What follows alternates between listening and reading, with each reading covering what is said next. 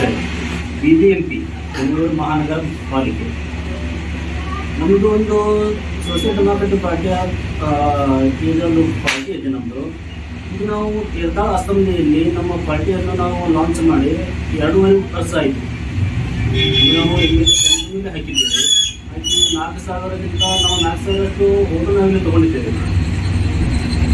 ಇವತ್ತಿಗೂ ಕೂಡ ಏನು ಕಾಂಗ್ರೆಸ್ ಒಬ್ಬರು ನಾಯಕರು ಸಿದ್ದು ಕೊಂಡೂರು ಅಂತ ಹೇಳ್ಬೋದು.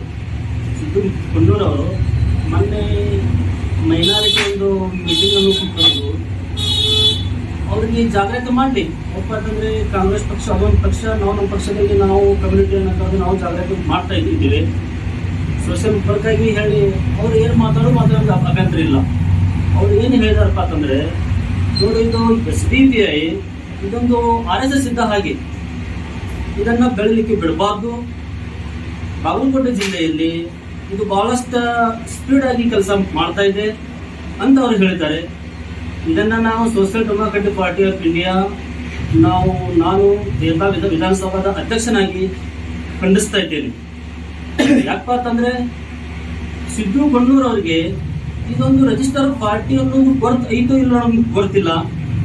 ಬೇಕಾದರೆ ಅವರು ರಾಜ್ಯದಲ್ಲಿ ಕೇಳ್ಬೋದು.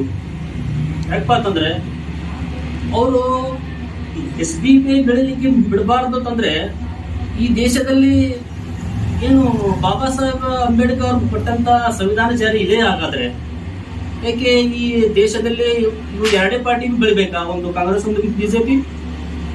ನೋಡಿ, ಭಾರತದಲ್ಲಿ ಎಲ್ಲರಿಗೂ ರಾಜಕೀಯ ಮಾಡಲಿಕ್ಕೆ ಅವಕಾಶ ಇದೆ. ಸಿದ್ದು ಕೊಂಡೂರು ಅವರ ಈ ಮಾತನ್ನ ವಾಪಸ್ ತಗೋಬೇಕು. ಈ ಮಾತನ್ನ ನಾವು ಖಂಡಿಸ್ತಾ ಇದ್ದೇವೆ. ನಮ್ಮ ಜಿಲ್ಲಾ ನಾಯಕರಾಗಿರ್ಬೋದು, ರಾಜ್ಯ ನಾಯಕರಾಗಿರ್ಬೋದು, ನ್ಯಾಷನಲ್ ಮಟ್ಟ ನಾವೇನ ಈಗ ಈ ರೀತಿ ನಾವು ಯಾರಿಗೂ ಅವಕಾಶ ಮಾಡೋಕೆ ಕೊಡಲ್ಲ. ಯಾಕಪ್ಪ ಅಂತಂದ್ರೆ ನಮ್ದೊಂದು ನ್ಯಾಷನಲ್ ಪಾರ್ಟಿ ಇದೆ.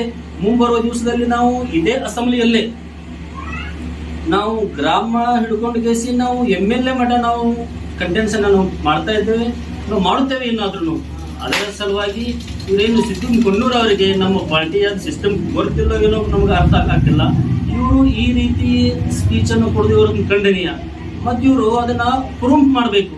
ಇವ್ರೇನು ನಮ್ಗೆ ಒಂದು ಇದು RSS ತರ ಇದೆ ಅಂತ ಅಂದಾರಲ್ಲ, ನಾವು ಏನು RSS ತರ ಇದೆಯೋ ನೀವು ನಮ್ಗೆ ಪ್ರೂವ್ ಮಾಡಬೇಕು. ಇನ್ನು ನಮ್ಮ ಅಸೆಂಬ್ಲಿ ಒಳಗೆ RSS ತರ ಇದೆಯೋ, ಇನ್ನು ನಮ್ಮ ರಾಜ್ಯದಲ್ಲಿ RSS ತರ ಇದೆಯೋ, ಇನ್ನು ಪೂರ ದೇಶದಲ್ಲಿ RSS ತರ ಇದೆಯೋ ಅನ್ನೋದು ಇವರು ಪೂರ ಅದನ್ನ ಬಹಿರಂಗವಾಗಿ ಪ್ರೂವ್ ಮಾಡಬೇಕಂತ ಹೇಗಿಸಿ ನಾನು ಈ ಸಭೆಯ ಮುಖಾಂತರ ಹೇಳ್ತೇನೆ.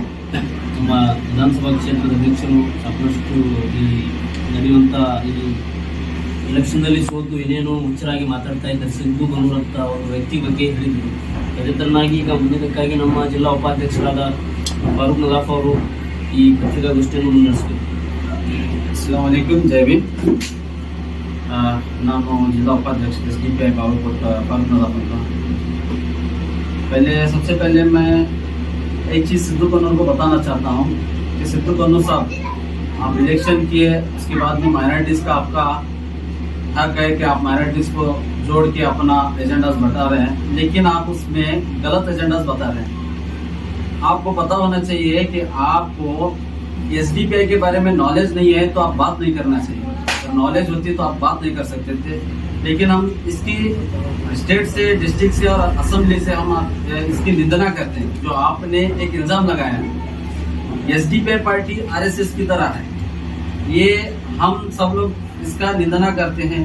और आपको पता होना चाहिए, अगर आपको पता नहीं है तो थोड़ा बहुत आप जानकारी लीजिए. आपको पता होना भी चाहिए, क्योंकि आप एक पॉलिटिकल पार्टी में काम करते हैं तो हर चीज़ की नॉलेज होना ज़रूरी है. बगैर नॉलेज के आप बात करेंगे तो आपकी जुबान से यही निकलेगा. मैं चाहता हूँ थोड़ा बहुत नॉलेज रखिए. पॉलिटिक्स का मतलब ये नहीं है कि आप सिर्फ ओहदे पर बैठकर सबको राज करने को आ जाए, सभी आपकी बात सुने. लेकिन आपको पता होना चाहिए, जब माइनॉरिटीज का आप एक मीटिंग बुलाए हैं, उस समय बात क्या करना चाहिए, क्या करना नहीं चाहिए. माइनॉरिटीज की मीटिंग के लिए आप बुलाए हैं तो आप माइनॉरिटीज वालों को पूछिए कि आपको क्या जरूरत है. आपने उस मीटिंग में बात नहीं की टूबी मिसलाती के बारे में, आपने उस मीटिंग में बात नहीं की अजान के बारे में, आपने बात नहीं की उस मीटिंग में हिजाब के बारे में, आपने बात नहीं की हलाल के बारे में. आपको कहीं ना कहीं आपको डर है, इसलिए आप क्या कर रहे हैं, छुपा कर माइनॉरिटी वालों को डरा रहे हैं. और डराने का मकसद भी आपका हमें खुलेआम पता चल रहा है। आप साफ साफ बोल रहे हैं अगर आप इन लोगों को एसडीपीआई के लोगों को आगे बढ़ने देंगे तो हम तुम्हारा साथ नहीं देंगे। ये गलत है, सरासरी निंदा ना करते हैं। एक पॉलिटिकल लीडर होने के नाते आप पॉलिटिकल की तरफ बात कीजिए। अगर आपको बात नहीं करना आ रहा है, हमें पता है आपको पॉलिटिकल का नॉलेज, मैं समझता हूँ जहाँ तक आपको पॉलिटिकल का नॉलेज नहीं है। क्यों बोले तो जितने भी भारत के अंदर कास्ट बस रहे, जितने भी समाज वाले हैं, सब हमारे हैं। ये वोटर का एक अधिकार है, चाहे वोट दो या ना दो, लेकिन उसका काम करना हमारे लिए जरूरी है। लेकिन आप अगर ऐसा काम करेंगे तो हम सोचते हैं 70-75 साल से आप लोग काम करते आ रहे हैं, लेकिन आपको काम का तरीका मालूम नहीं। आप एक कम्युनिटी को बुला के उसको डरा रहे हैं। आप अगर कोई ऐसा लड़का आपसे मुखालिफ होगा, आपके मुखालिफ जाएगा कांग्रेस के लीडरों के मुखालिफ, आप उसका साथ ना दो, ये सरासरी गलत है। मैं चाहता हूँ आप अपने ये आरएसएस के साथ जुड़े हुए शब्द जो है वापस लें। मैं इसके साथ आपको बताना चाहता हूँ, कुछ दिनों पहले बंटवाल में आपने देखा होगा एसडीपीआई जब आपको कांग्रेस वालों को साथ दिया, उस वक्त में आपका अध्यक्ष बना। अगर हम भी साथ ना देते तो आप अध्यक्ष नहीं बन सकते थे। आप लोगों को पता होना चाहिए, नॉलेज रखते रहिए थोड़ा बहुत। दूसरे को टारगेट करके बात करने से पहले सोच रखना और सोच के बोलना चाहिए। इसी तरह आप इलेक्शन के बारे में जो बात बोल रहे हैं, हमारी कम्युनिटी को बढ़ा के अगर साथ देंगे तो आप लोगों को टिकट देने के बारे में सोचना पड़ेगा। हम कहते हैं तुम चलो हमारे साथ, हम टिकट भी देंगे, तुम्हें जिता कर भी लाएंगे अगर आप एसडीपीआई का साथ देंगे तो। हम किसी के मुखालिफ नहीं, हम यही चाहते हैं कि हर एकला पॉलिटिकल बन जाए ताकि अपने वोटों को पहचानने वाला बन जाए। आप जो माइनॉरिटीज की मीटिंग में आकर एसडीपीआई और आरएसएस दोनों सेम है करके बोल रहे हैं, हम बार बार मैं इसकी निंदा करता हूँ। आप ये शब्द को वापस ले लें। मैं माध्यम के जरिए से बोलना चाहता हूँ, न्यूज वालों के जरिए से आप अपने शब्द को वापस ले लें। आप और इसी तरह आप कह रहे हैं कि हम इनका साथ नहीं देंगे, और एसडीपीआई का यही स्लोगन है। हमारा जो स्लोगन है freedom for hunger, freedom for fear. आप लोगों को समझना चाहिए, वो साथ छोड़ो, लेकिन एसडीपीआई जब भी तुमने साथ छोड़ा है कौम का, जुल्म वालों के कौम का, उस वक्त में एसडीपीआई साथ दिया है। ये याद रखो, आप लोगों को पता होना चाहिए। जब भी मसले आए हम पीछे खड़े होकर बात करने वाले नहीं है। जब भी मसले मसाइल जब भी छिड़े हैं, अजान हो, हिजाब हो, झटका हो, मुसलमानों का टूबी में सलाती हो, आप लोगों को पता होना चाहिए बेंगलुरु से लेकर बेलगाम तक हमने एक जाता किया, उसमें पूछने वाला कौन नहीं है। ये बात आप लोगों को उस जगह बुलाकर बात करना चाहिए था। इसी तरह आपको पता होना चाहिए, अगर आप साथ दो या ना दो, आप कह रहे हैं कि किसी भी तरह का उनको साथ मत दो, आप साथ छोड़िए। हमारा साथ अल्लाह है, एसडीपीआई उनके साथ है, इंशाल्लाह हम साथ देने वाले बनेंगे, आखिर तक देंगे। इसी तरह आपको पता होना चाहिए, लास्ट में मूल बागेड़ू में वहाँ के शासक ओपन बोल रहे हैं अगर एसडीपीआई हमारा साथ नहीं देते तो हम अध्यक्ष स्थान नहीं ले सकते थे। ये थोड़ा उनसे जानकारी लेना बहुत जरूरी है। इसी के साथ साथ आप देख रहे हैं मंड्या में आपके खुद के कांग्रेस के 4 लोग बीजेपी सपोर्ट करें। आप उनकी जानकारी रखिए, उनके बारे में बोलिए। अगर हमारी कम्युनिटी के साथ आप अपना बर्ताव अच्छा रखना चाहते हैं, उनको डराने की कोशिश ना कीजिए, और हमारी कम्युनिटी के लोगों को भी के साथ अच्छे इसके बात करें। और एक जानकारी रखो, एक सिक्के के 2 पहलू हैं, बीजेपी और कांग्रेस। आप लोगों को पता होना चाहिए। मैं माध्यम के जरिए से और एक बार इस बात की निंदा करते हुए मैं आपको बताना चाहता हूँ, जो बात आपने कही है एसडीपीआई कांग्रेस सेम है बोल के, इसको आप जल्द से जल्द वापस लीजिए। नहीं बोले तो आने वाले दिनों में हम इसका ಹೋರಾಟ करने वाले बनेंगे इंशाअल्लाह। अस्सलाम ನೀವು ಎಸ್ಡಿಪಿಐ ಅನ್ನು ಮುಗಿಸಬೇಕು, ಎಸ್ಡಿಪಿಐ ಅನ್ನು ತೆರವುಗೊಳಿಸಬೇಕು. ಇದು ಮೋದಿಯಿಂದ ನೀಗಲಾರದಂತ ವಿಷಯ. ಕಾಂಗ್ರೆಸ್ದವ್ರ ಕೈಲಿ ಏನು ಇದು ಆಗಕ್ಕೆ ಸಾಧ್ಯ ಇಲ್ಲ. ಮೊದಲನೇದಾಗಿ ಇದು ಸ್ಪಷ್ಟ ಮಾಡ್ಕೋಬೇಕು ಸಿದ್ದು ಕನ್ನೂರ್ ಅವರು. ಇದು ಒಂದು 6 ವರ್ಷ ಶ್ರೀರಾಮ್ ಸೇನೆಯಲ್ಲಿ ಕೆಲಸ ಮಾಡಿ 6 ವರ್ಷ ಕಾಂಗ್ರೆಸ್ಗೆ ಬಂದು ಸೇರಿದ ಜನ ಅಲ್ಲ. ಇದು ಈ ಭಾರತ ದೇಶದ ಪ್ರಜಾಪ್ರಭುತ್ವವನ್ನು ಉಳಿವಿಗಾಗಿ ಈ ದೇಶಕ್ಕಾಗಿ ತ್ಯಾಗ ಮಾಡಿ ಬಂದಿರತಕ್ಕಂತ ಎಲ್ಲ ನಾಯಕರುಗಳು ಇಲ್ಲಿ ಈ ಸಂವಿಧಾನವನ್ನು ರಕ್ಷಿಸುವ ಭದ್ರವಾಗಿ. ಅದೇ ರೀತಿ ಈ ಬಹಳಷ್ಟು ವಿಷಯಗಳನ್ನು ನಾವು ನಮ್ಮ ಜಿಲ್ಲಾ ಉಪಾಧ್ಯಕ್ಷರು ತಮ್ಮ ಮುಂದೆ ಇಟ್ಟಿದ್ದಾರೆ. ಮುಂದಿನದಕ್ಕಾಗಿ ನಮ್ಮ ಮುಧೋಳ ವಿಧಾನಸಭಾ ಕ್ಷೇತ್ರದ ಅಧ್ಯಕ್ಷರಾದ ರಾಜಪಕ್ಷ ಜಮಾದಾರ್ ಅವರು ಮಾತಾಡ್ತಾರೆ. ಗುಡ್ ಮಾರ್ನಿಂಗ್, ಜೈ ಭೀಮ್.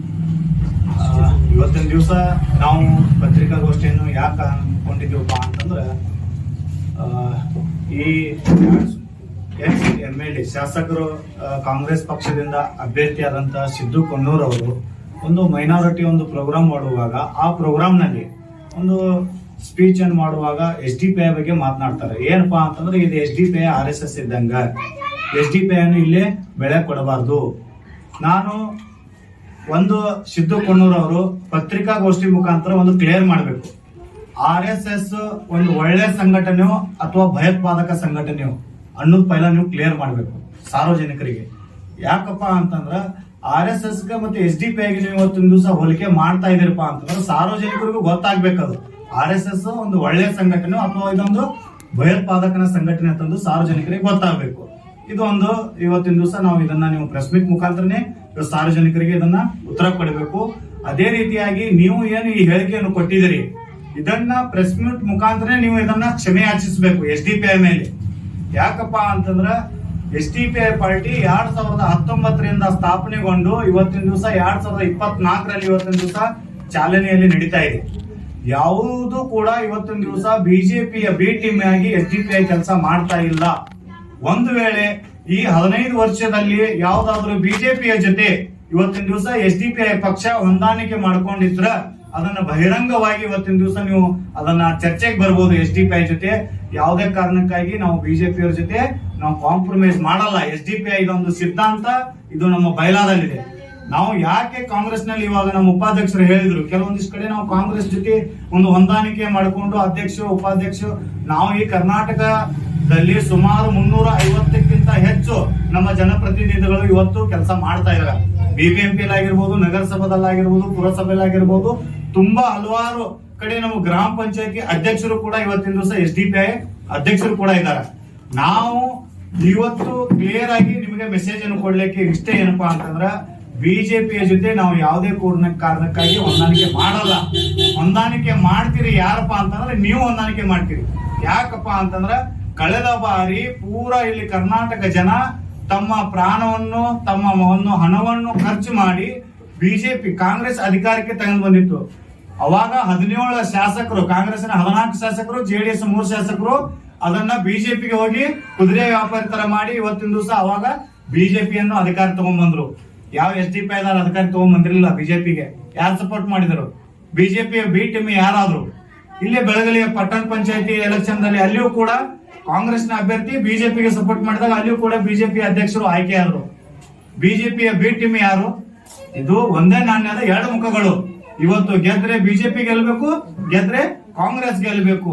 ಇಲ್ಲಿ ಒಂದು ನಮ್ಮ ಅಲ್ಪಸಂಖ್ಯಾತರು ಕಾಂಗ್ರೆಸ್ ನಲ್ಲಿ ಮಾಡುವಂತ ಕೆಲಸವನ್ನು ಮಾಡುವಂತ ಅಲ್ಪಸಂಖ್ಯಾತರ ನಾಯಕರುಗಳಿಗೆ ಇವತ್ತಿನ ದಿವಸ ನಿಮ್ಗೆ ಕ್ಲಿಯರ್ ಹೇಳಲು ಬಯಸುತ್ತೇವೆ. SDP ಒಂದೇ ಪರಿಹಾರ.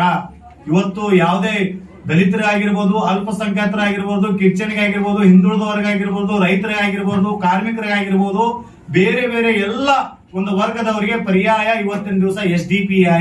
ದಯವಿಟ್ಟು ಎಲ್ಲರೂ ಕೂಡ ಸಾರ್ವಜನಿಕರು ತಿಳ್ಕೋಬೇಕು. ಈ ಕಾಂಗ್ರೆಸ್ ಮತ್ತು ಬಿಜೆಪಿ ಇವ್ರು ಎಲ್ಲರೂ ಒಂದು ಅಜೆಂಡಾವನ್ನು ಬಾಕಿ ಇಟ್ಟೇನಪ್ಪಾ ಅಂತಂದ್ರೆ ಇವತ್ತಿನ ದಿವಸ ಭಯ ಪಡಿಸ್ತಾ ಇದಾರೆ. ಅಲ್ಪಸಂಖ್ಯಾತರಿಗೆ ನೀವು ಬಿಜೆಪಿ SDP ವೋಟ್ ಹಾಕಿದ್ರೆ ಬಿಜೆಪಿ ಬರುತ್ತೆ, SDP ವೋಟ್ ಹಾಕಿದ್ರೆ ಬಿಜೆಪಿ ಗೆಲ್ಲುತ್ತ. ಇದು ನಮಗೆ ಭಯ ಪಡಿಸುವ ಅವಶ್ಯಕತೆ ಇಲ್ಲ, ವೋಟ್ ಬ್ಯಾಂಕ್ ಮಾಡುವ ಅವಶ್ಯಕತೆ ಇಲ್ಲ. ಇವಾಗ SDP ನಾವು ಯಾಕಪ್ಪ ಅಂತಂದ್ರೆ ಇವತ್ತಿನ ದಿವಸ ಕರ್ನಾಟಕದಲ್ಲಿ ಕಾಂಗ್ರೆಸ್ ಸರ್ಕಾರ ಆಡಳಿತ ಮಾಡ್ತಾ ಇದೆ. ಏನ್ ಆಡಳಿತ ಮಾಡ್ತಾ ಇದೀಪ ಅಂತಂದ್ರ ಇವತ್ತು ನೀವು ನೋಡ್ತಿರ್ಬೋದು ಮುಸಲ್ಮಾನರ ಮೇಲೆ ಹಲವಾರು ದೌರ್ಜನ್ಯಗಳು ನಡೀತಾ ಇದಾವ. ಯಾವ ಕಾಂಗ್ರೆಸ್ನ ಶಾಸಕರು ಕೂಡ ಯಾರು ಇವತ್ತಿನ ದಿವಸ ಧ್ವನಿ ಎತ್ತಾ ಇಲ್ಲ. ಉದಾಹರಣೆಗೆ ಪುನೀತ್ ಕೆರಳಿ ಅವ್ರು ಏನ್ ಮಾಡ್ತಾ ಇದಾರಪ್ಪ ಅಂದ್ರೆ ರಾಜಸ್ಥಾನದಿಂದ ಒಂದು ಕುರಿ ಮಾಂಸವನ್ನು ರಫ್ತು ಮಾಡುವಾಗ ಅದೊಂದು ನಾಯಿ ಮಾಂಸ ಇದೆ ಅಂತ ಅಂದ್ಬಿಟ್ಟು ಒಂದು ಅವ್ರ ಮೇಲೆ ಕೇಸ್ ಮಾಡೋದು, ದಾಂಧಿ ಮಾಡೋದು ಮಾಡ್ತಾ ಇದಾರೆ. ಅವ್ರ ಮೇಲೆ ಯಾವುದು ಕೂಡ ರಾಜ್ಯ ಸರ್ಕಾರ ಕ್ರಮವನ್ನು ಕೈಗೊಳ್ಳಲ್ಲ. ಮುಸ್ಲಿಂ ಹೆಣ್ಣು ಮಕ್ಕಳು ಬಗ್ಗೆ ಆ ಒಂದು ನಿಂದನೆ ಮಾಡಿರ್ತಕ್ಕಂಥ ಕಲ್ಲಡ್ಕರ್ ಪ್ರಭಾಕರ್ ಭಟ್ ದಕ್ಷಿಣ ಕನ್ನಡದಲ್ಲಿ ಅವರು ಹೇಳಿಕೆ ಕೊಡ್ತಾರೆ. ಏನಪ್ಪಾ ಅಂತಂದ್ರ ಮುಸ್ಲಿಂ ಹೆಣ್ಣು ಮಕ್ಕಳಿಗೆ ಒಬ್ಬೊಬ್ಬರು ಗಂಡಂದ್ರ ಸಾಕಾಗಂಗಿಲ್ಲ, 10 ಜನ ಗಂಡಂದ್ರ ಬೇಕಂತ ಒಂದು ನೀಚ ಕೆಳಮಟ್ಟದ ಒಂದು ಹೇಳಿಕೆ ನೀಡಿದ್ರು ಕೂಡ ರಾಜ್ಯ ಸರ್ಕಾರ ಯಾವುದೂ ಕೂಡ ಕ್ರಮವನ್ನು ಕೈಗೊಳ್ಳಲ್ಲ. ಇದು ಇವತ್ತಿನ ದಿವಸ ಸಂವಿಧಾನ ಒಂದು ಸಾರ್ವಜನಿಕರಿಗೆ ಪ್ರಜಾಪ್ರಭುತ್ವ ಇವತ್ತಿನ ದಿವಸ ನಮ್ಮ ದೇಶದಲ್ಲಿ ಇದೆಯಾ ಅಥವಾ ಇಲ್ಲೋ ಎಂಬುದು ಬಿಟ್ಟು ಇವತ್ತಿನ ನಮ್ಮ SDP ಪ್ರಶ್ನೆಯಾಗಿದೆ.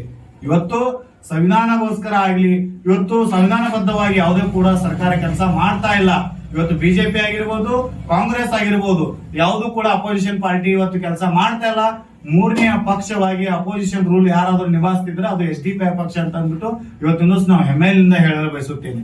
ಯಾಕಪ್ಪ ಅಂತಂದ್ರ ಇವತ್ತಿನ ದಿವಸ ಸಿದ್ದರಾಮಯ್ಯ ಸರ್ಕಾರ ಬರೋಕ್ಕಿಂತ ಮುಂಚೆ ಏನೇನು ಹೇಳಿಕೆ ಕೊಟ್ಟಿದ್ರು, ಮಾಧ್ಯಮದವ್ರು ನಿಮ್ಗೆಲ್ಲರಿಗೂ ಗೊತ್ತಿದೆ. ನಾವು ಅಧಿಕಾರ ಬಂದ ತಕ್ಷಣ 2B ಮೀಸಲಾತಿಯನ್ನು ಮರಳು ಪಡಿತೀವಿ.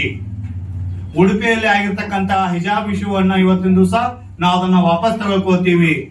ಇವೆಲ್ಲ ಹೇಳಿಕೆಗೋಸ್ಕರ ಮುಸ್ಲಿಂ ಬಾಂಧವರಿಗೆ ಒಂದು ವೋಟ್ ಬ್ಯಾಂಕ್ ಮಾಡೋಕೋಸ್ಕರ ಇವತ್ತಿನ ದಿವಸ ಕಾಂಗ್ರೆಸ್ ಸರ್ಕಾರ ಯೂಸ್ ಮಾಡ್ತಾ ಇದೆ. ದಯವಿಟ್ಟು ನೀವು ಇಲ್ಲಿ ರಬಕೈ ಬಣ್ಣೆಟ್ನಲ್ಲಿ ಕೂಡ ಹಿಜಾಬ್ ಇಶ್ಯೂ ಆದಾಗ ಅಮಾಯಕರ ಮೇಲೆ ಕೇಸ್ಗಳದು. ಅವತ್ತು ಯಾವುದು ಕೂಡ ಯಾರು ಬಂದು ಕಾಂಗ್ರೆಸ್ನ ಶಾಸಕರಾಗ್ಲಿ ಯಾರು ಕೂಡ ಅವ್ರ ಬೆನ್ನಿಗೆ ನಿಂದಿರ್ಲಿಲ್ಲ. ಅವ್ರಿಗೆ ಬೆನ್ನಿಗೆ ನಿಂತಿದ್ದಾರೆ ಯಾರಾದ್ರಪ್ಪ ಅಂದ್ರೆ ಅದು SDPI ದವರು. ಇವತ್ತು ಈ ಕಾಂಗ್ರೆಸ್ ಇವತ್ತು ಒಂದೇ ಬಿಜೆಪಿ ಎರಡೂ ಕೂಡ ಒಂದೇ ನಾಣ್ಯದ ಎರಡು ಮುಖಗಳು. ದಯವಿಟ್ಟು ಅಲ್ಲಿ ಅಲ್ಪಸಂಖ್ಯಾತರು ಯಾರು ನೀವು ನಾಯಕರು ಕೆಲಸ ಮಾಡ್ತಾ ಇದ್ದೀರಿ, ಇವತ್ತು ನೀವು ಸಮಾಜಕ್ಕೋಸ್ಕರ ಏನಾದ್ರೂ ಕೆಲಸ ಒಂದು ಒಳ್ಳೇದಾಗ್ಬೇಕಪ್ಪ ಅಂತಂದ್ರ ಅದ್ರ ಪರವಾಗಿ SDPI ಒಂದೇ ಪರ್ಯಾಯ ಪಕ್ಷ ಇದೆ.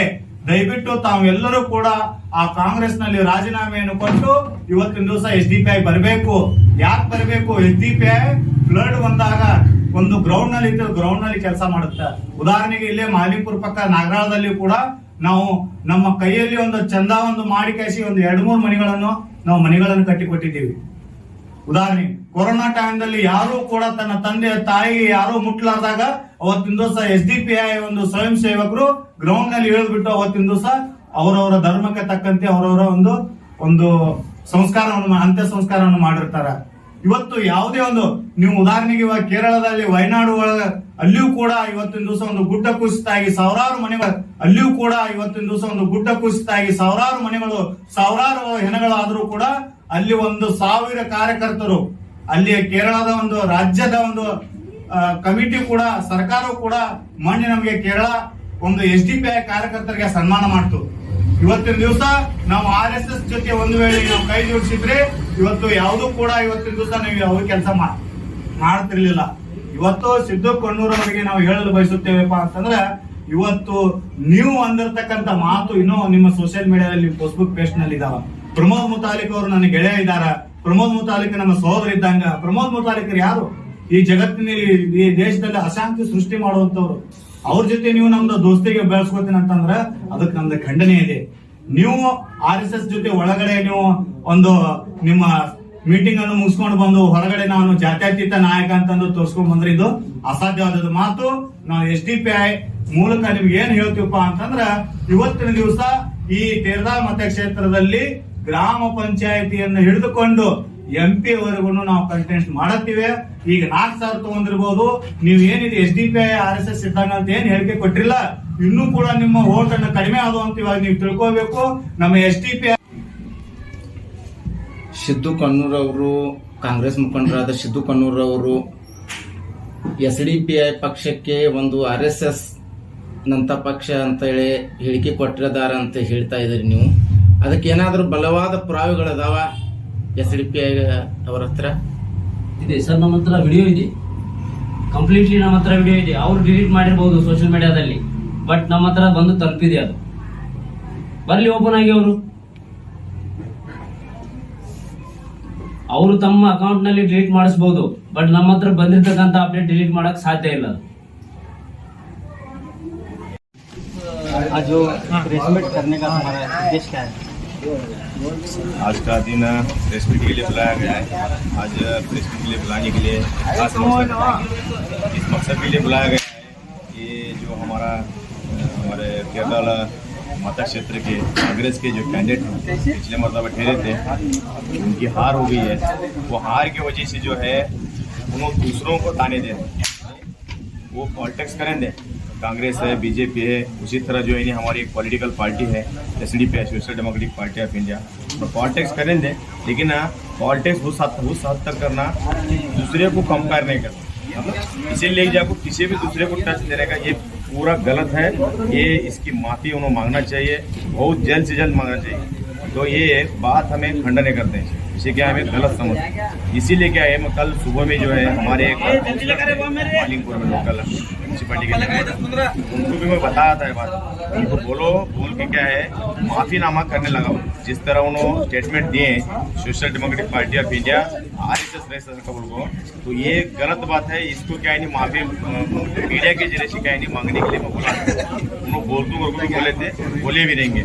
और उन आज तक वो माफ़ी नहीं मांगे। हमें कल ट्विटर कैंपेन में क्या कल दोपहर में ट्विटर कैंपेन में चलाई, स्टेट तक पूरा ट्विटर कैंपेन चलाई और आज जो इन्हें प्रेस मीट के लिए आज सबको बुलाया गया था। आज हमें समझने की जरूरत है, हमारे जो तीरदाल असेंबली, जो तीरदाल मतक क्षेत्र के जो लोग हैं, हमारे मुस्लिम है, दलित है, हिंदू है, क्रिश्चियंस है, हर कौम के लोग समझने की जरूरत है कि आरएसएस के टच में कौन है, समझने की जरूरत है। साफ जाहिर होता है कि उन्होंने आरएसएस में टच में है या हमें है, या हमारा कौन सा एक वैसा हमारा वीडियो दिखा दे या हमारा कौन सा एक सबूत दिखा दे कि आरएसएस में टच में रह सके, वो उनका हमें आम अब लोग देख रहे हैं सोशल मीडिया में कल से पूरा फैल रहा कि उन्होंने किसके टच में है और उन किसके लिए है, किसके लिए काम कर रहे हैं, अभी किसके लिए मैं रद्दू करने का उन्हें बात बोल रहे हैं। आगे भी क्या नहीं, मैं किसके फेवर में रद्दू करने का भी उसके अंदर वीडियो में साफ बोल रहे हैं। तो ये समझने की जरूरत है, हमारी कम्युनिटी को, मुस्लिम कम्युनिटी को समझने की जरूरत है और दलित कम्युनिटी को समझने की जरूरत है। बाद में जो पिछला तबका है, ट्राइबल है, उनको भी समझने की जरूरत है कि आज तुम्हारे फेवर में बात करने वाली पार्टी कौन सी है। तुम्हारी फेवर में बात करने वाली पार्टी, मजलूम के फेवर में बात करने वाली पार्टी एक ही है, वो social democratic party of India है। इसके अलावा कौन सी भी पार्टी जो है जुल्म के खिलाफ बात नहीं करती, किसी को ज्यादती करते उस वक्त में नहीं बात करती, उस वक्त में खामोश हो जाते हैं। आज देखो समझने की जरूरत है कि हमारे क्षेत्र में हिजाब के बारे में इशू हुआ पिछले मरतबा, तो यही जो अभी जो हमारे एसडीपी के बारे में जो गोली दिए हैं, ये कभी बोले क्या हमारी कम्युनिटी लीडर्स को कि तुम जाओ, तुम्हें प्रोटेस्ट करो, तुम्हें वो गलत कर रहे हैं उसके बारे में तुम्हें एहतजाज करो, तुम्हें प्रतिभटने करो, मैं तुम्हारे साथ हूँ, मैं भी आता हूँ, क्या भी बोले क्या ऐसा?